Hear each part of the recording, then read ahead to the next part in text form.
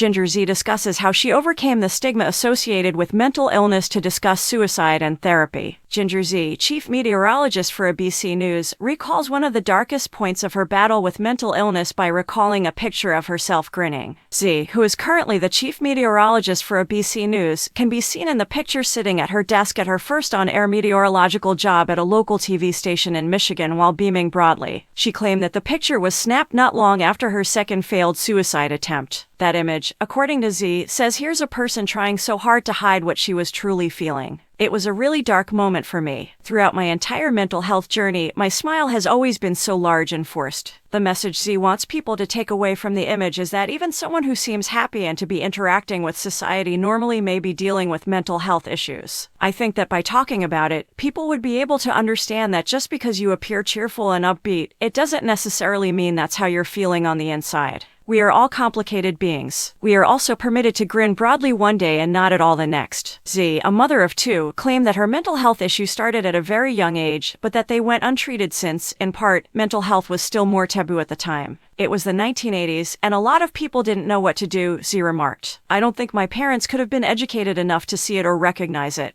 Zee claimed that in order to feel more in control of her life as a young girl, she turned to anorexia. Zee claimed that the extremes of her sadness started to manifest while she was a college student and started taking medicine to manage her narcolepsy. While still in college, she made her first attempt at suicide. A few years later, while employed as an on-air meteorologist, she made her second. In order to combat the stigma around mental health, Zee said she has spoken out about it publicly as she has gone through her own rehabilitation, first in her No. 1 bestseller Natural Disaster and most recently in her just-published follow-up, A Little Closer to Home. She stated that people are frequently shocked to hear about her therapy and hospitalization after seeing her beaming on GMA every morning. Many times they'll say, "I would have never realized you were so sick or you were that far into anything," she explained. You can't see it, so that's okay. Every time, that is what makes it difficult, and it is what makes it difficult for people to react or not know how to react. The National Institute of Mental Health estimates that over 51 million adults in the United States, or about 1 in 5, have a mental disease. Due to physiological changes beginning at puberty, young women are most at risk for serious depression and mental illnesses. Women experience some depression-related disorders differently from males as they age, including postpartum depression, postmenopausal depression, and anxiety. Zee claimed that when she made the decision to go public in her first book about receiving treatment for her mental health at a hospital, she experienced anxiety because she is a woman in the public eye. I checked myself into a mental health hospital. The opening sentence of my first book caused me to wake up in the middle of the night thinking, oh my gosh, I'm gonna ruin my life, my career, nobody's gonna hire me, Zee recounted. And I'm telling my husband about all of this. By reminding her that people want to hear real-life stories of hardship and growth in addition to the superficial, positive information, Zee claimed that her husband Ben Aaron assisted her in overcoming her fear. He kind of told me to get over that hump, and once I did, it was unbelievable how much healing I felt, Zee remembered.